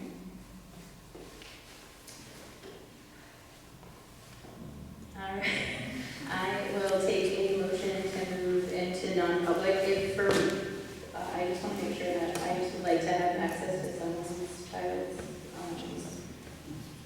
fundraiser so that I can make sure all the things I buy in the selfie season are getting credit for Middleton Elementary School.